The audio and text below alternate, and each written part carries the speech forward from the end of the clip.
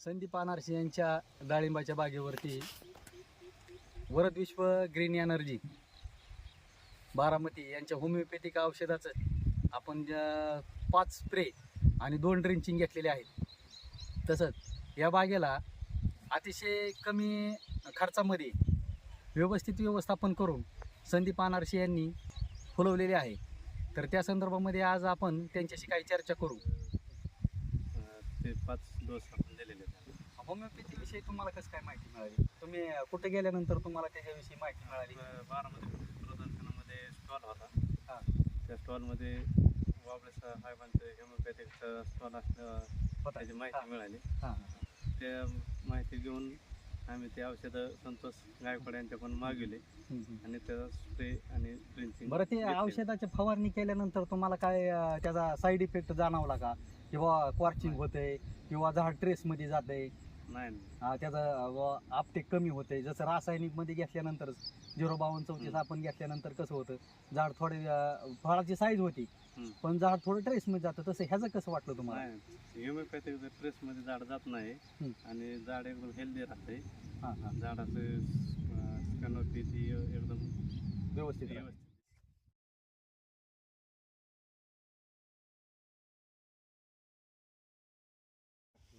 आपण आज संदीप अनारसे यांच्या डाळिंबाच्या प्लॉटवरती आहोत.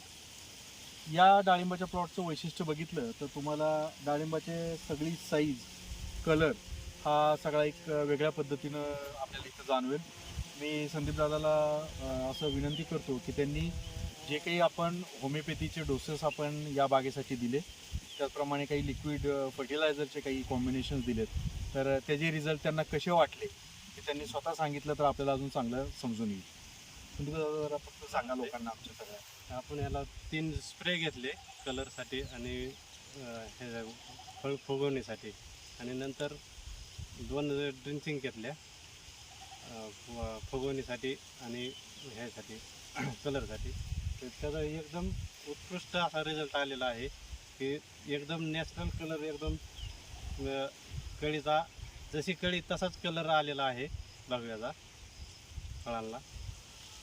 सगळ्यात महत्त्वाचं म्हणजे आपण जे मूळ कुजवा आणि यावेळेस जास्त प्रमाणात तेलाचं प्रमाण जास्त दिसलं, तर तुमच्या बागेत बघितलं आता तर तेलाचं प्रमाण जवळजवळ कुठं दिसलेलं नाही किंवा डांबऱ्या पण दिसलेलं नाही, आलाच नाही डांबऱ्या.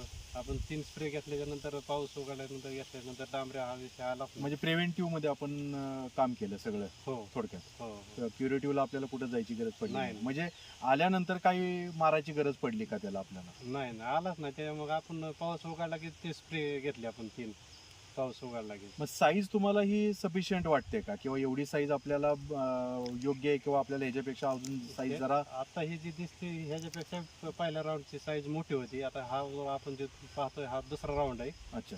तर पहिल्या राऊंडची 500 ते 600 ग्राम पर्यंत साईज होती. मग टोटल झाडं किती येतात? 500. आणि किती एकराचं हे साधारणतः?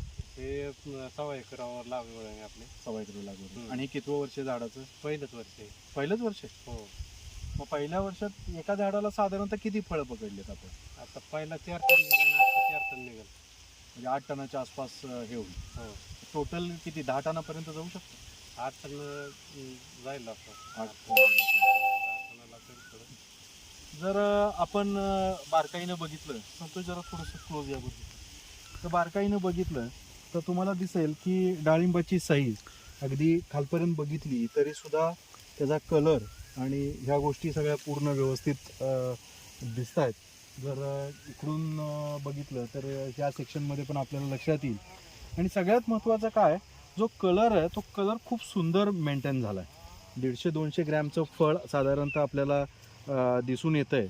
आणि त्याचप्रमाणे त्याचं जर हे बघितलं, स्ट्रक्चर बघितलं, तर स्ट्रक्चर पण अगदी सुंदर पद्धतीनं आपल्याला इथं मॅच झालं आहे. आपण असा विचार करतोय की केमिकल फ्री डाळिंब आपण खरंच देऊ शकतो का? लोकांना आजपर्यंत शंका होती की केमिकल फ्री डाळिंब आपण देऊ शकत नाही. पण साधारणतः पुढच्या वर्षी, यावर्षी थोडंसं वातावरणातल्या खराबपणामुळे नॉर्मली आपल्याला प्रॉब्लेम आलेत असं वाटलं, पण तसे काय आलेले दिसत नाही आहेत कुठंच. आणि सक्सेसफुली आपण पुढच्या वर्षीपासून आता तरी 90% आपण पकडू किंवा 90%, कारण खालचे रेसिड्यूज वगैरे आता पीक झाले असतील ते सुद्धा आम्ही याचे रिपोर्ट करू, आपल्या सगळ्यांपर्यंत पोहोचवण्याचा प्रयत्न करू. पण पुढच्या वर्षी मात्र संदीप दादाच्या मदतीनं आणि गायकवाड साहेबांच्या मदतीनं आपण चांगल्या पद्धतीनं रेसिड्यू फ्री 100% डाळिंब देऊ शकतो, यात काही कुठं शंका नाही. धन्यवाद.